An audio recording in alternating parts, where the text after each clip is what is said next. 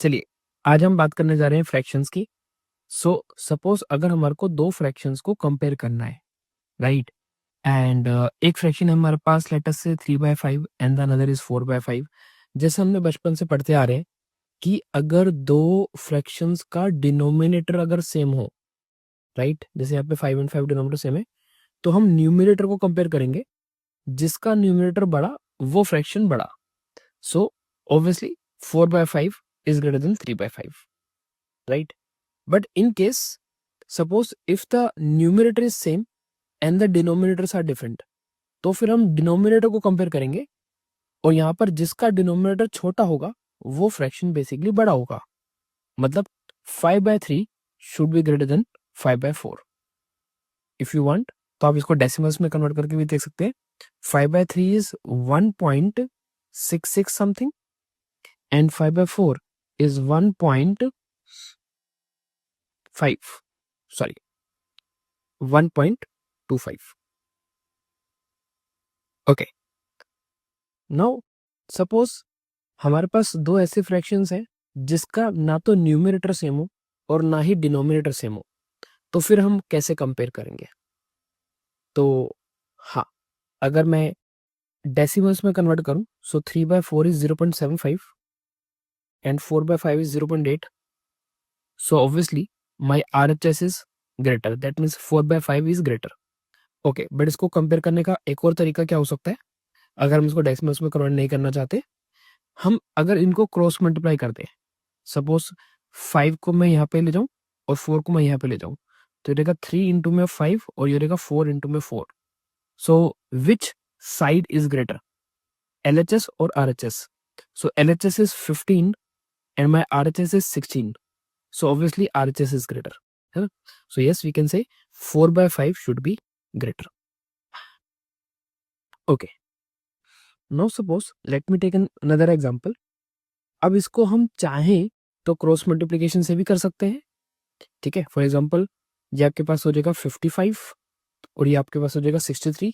So obviously RHS is greater.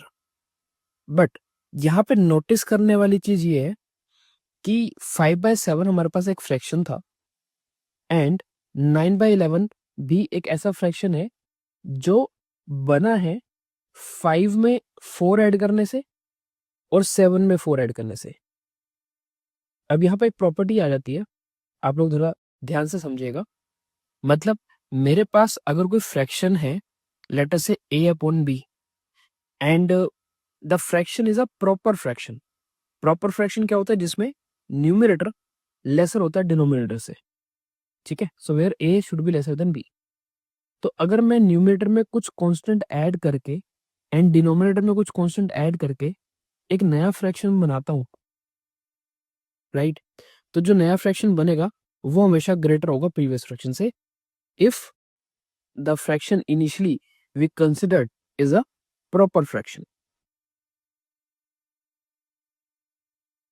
हाँ, improper fraction के case में एग्जैक्टली उल्टा हो जाएगा,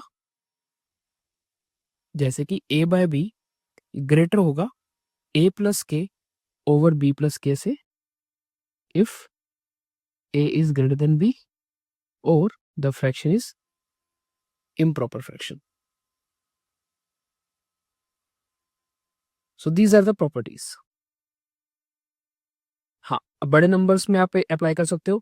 फॉर एग्जाम्पल अगर हम आपसे बात करें कि 231 over 233 and 236 over 239, sorry 230 let us से 8, ठीक है? सो यस, यहाँ पे भी आपका 5 ऐड हुआ है ना? और यहाँ पे भी आपका 5 ऐड हुआ है, तो आप बोल सकते हो कि आपको जो राइट हैंड साइड है वो ग्रेटर होगी लेफ्ट हैंड साइड से, ठीक है?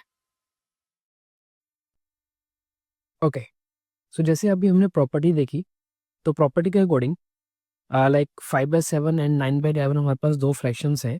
तो अगर कोई फ्रैक्शन प्रॉपर फ्रैक्शन है और उसके न्यूमरेटर में कुछ ऐड करते हैं, उसके डिनोमिनेटर में कुछ ऐड करते हैं और सेम कांस्टेंट अगर हम ऐड करते हैं, तो जो नया फ्रैक्शन बनता है वो हमेशा ग्रेटर होता है प्रीवियस फ्रैक्शन से, है ना? ये हमने प्रॉपर्टी में भी सीखा। So yes, 9/11 is greater because यहाँ पे भी आपका +4 हुआ था एंड डिनोमिनेटर में आपका प्लस +4 हुआ था। So as per the property, the RHS will be greater. Okay, but what if we are adding some constant in the numerator, let us say plus 6 हुआ जैसे यहाँ पर, एंड डिनोमिनेटर प्लस 6 नहीं, denominator plus 7 है ना, मतलब कि आप जो कांस्टेंट ऐड कर रहे हो वो सेम नहीं है, वो डिफरेंट डिफरेंट है। तो अब हम फ्रैक्शंस को कैसे कंपेयर करें? सो अगेन जैसे हमने डिस्कस किया था कि cross multiply is one of the method, but कभी कभी क्या होता है कि नंबर्स अगर बड़े हैं तो उनको मल्टीप्लाई करना तो वो भी थोड़ा सा प्रोसीजर लेंदी हो जाता है। हाँ, तो देखिए इस केस में क्या कर सकते हैं आप, अगेन एक बार पहले हम ऊपर वाले एग्जांपल को समझेंगे कि अगर न्यूमरेटर और डिनोमिनेटर का जो गैप है, मतलब कि नए पुराने फ्रैक्शन और नए फ्रैक्शन में अगर वो सेम है, यहाँ पे 4 का यहाँ 4 का है, इसमें नोटिस करने वाली चीज एक और है कि दोनों ही फ्रैक्शंस के खुद का न्यूमरेटर और डिनोमिनेटर का जो डिफरेंस है, जैसे यहाँ पे डिफरेंस कितने का है, 5 और 7 में 2 का है ना, और यहाँ पे भी डिफरेंस कितने का है, 2 का। तो अगर ये वाला डिफरेंस सेम है तो ही ये वाला डिफरेंस भी आपको सेम मिलेगा, राइट। अब क्या है कि जैसे हम इन डिफरेंसेस को तो सेम नहीं बना सकते, but yes, by using the property of equivalent fractions. Equivalent fractions मतलब जैसे 2/3 अगर हम बात कर रहे हैं तो 4/6 is also equivalent to 2/3, right. Like 10/15 is also equivalent to 2/3, है ना। तो अगर आप नोटिस करोगे इनमें इसमें फर्क क्या है, इन सभी इक्विवेलेंट फ्रैक्शंस में फर्क क्या है, इनके न्यूमरेटर और डिनोमिनेटर का गैप। यहाँ पे गैप 1 का है, यहाँ पे गैप 2 का है, यहाँ पे गैप 5 का है, ठीक है। तो मेरे को जितने का भी गैप चाहिए मैं इक्विवेलेंट फ्रैक्शन को यूज करके वो गैप क्रिएट कर सकता हूँ। अब इसको कैसे अप्लाई करेंगे, देखो, क्या 9 और 10 में जो गैप है वो कितने का है, 1 का, और 15 और 17 में गैप कितने का है, 2 का। तो अगर मैं इनके डिफरेंसेस, इनके गैप्स को सेम बना लूँ, इन दोनों को सेम बना लूँ, तो मेरे ये वाले डिफरेंस भी ऑटोमेटिकली सेम हो जाएंगे, ठीक है।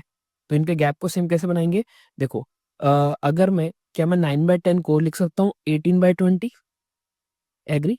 अब यहाँ पे डिफरेंस कितने का आ गया, 2 का आ गया, और यहाँ पे मेरे पास क्या है, 15/17।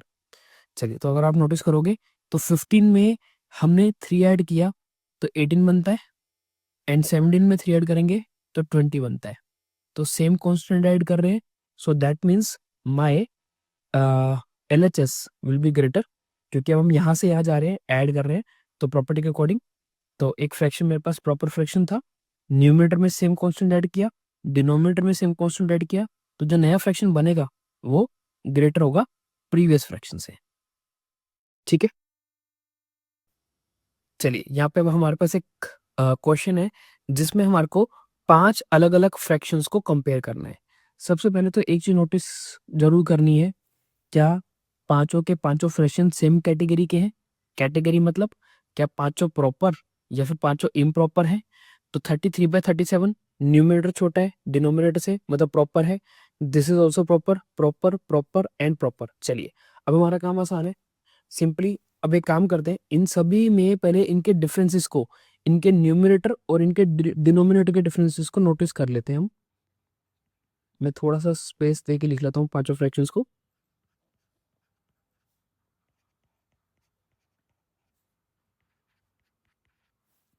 हाँ जी, तो यहाँ पे डिफरेंस कितने का है, 33-37 में 4 का।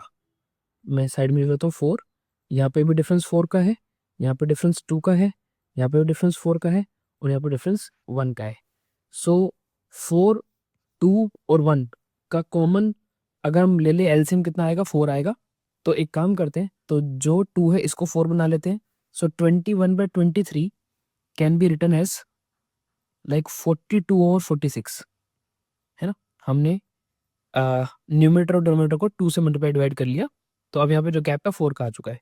Similarly 9/10 can also be written as like 36/40, तो यहाँ पे भी गैप जो होगा वो 4 का हो जाएगा, ठीक है।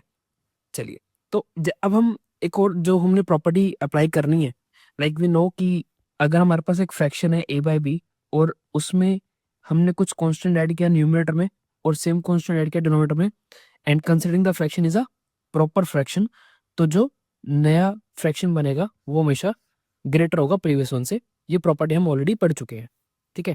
इसी को अप्लाई करते हैं। तो मेरा कहने का मतलब ये है कि आप नोटिस करो ना कि अगर न्यूमरेटर बड़ा है ना, तो वही वाला फ्रैक्शन बड़ा होगा, लाइक इसको एक शॉर्टकट बना लेते हैं। तो बस अब हमारे को अगर 4, 5, 6 कितने फ्रैक्शंस कंपेयर करने हो, तो अब मैं इनके सिर्फ न्यूमरेटर्स को कंपेयर कर रहा हूँ, ठीक है। फॉर एग्जाम्पल यहाँ पे 33 है, यहाँ 51 है, यहाँ 42 है, इसको लेना, ऊपर वाले को मत लेना, ठीक है। एंड यहाँ 25 है, एंड यहाँ पे 36 है। तो इसको एक ऑर्डर में अगर हम लिख ले, तो सबसे लेसर हमारे पास है 33/37, ठीक है। उसके बाद हमारे पास आ जाएगा 36/40, जिसको हम 9/10 भी लिख सकते हैं। उसके बाद हमारे पास आ जाएगा, सॉरी माय बैड, सबसे पहले हमारे पास 25 आ रहा है, सबसे लेसर 25 होगा, मैं इसको यहाँ लिख लेता हूँ, कोई बात नहीं।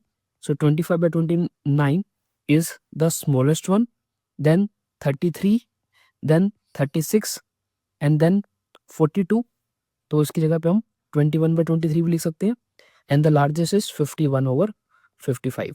So the question was asking to the third largest. So third largest is 9/10, which is option number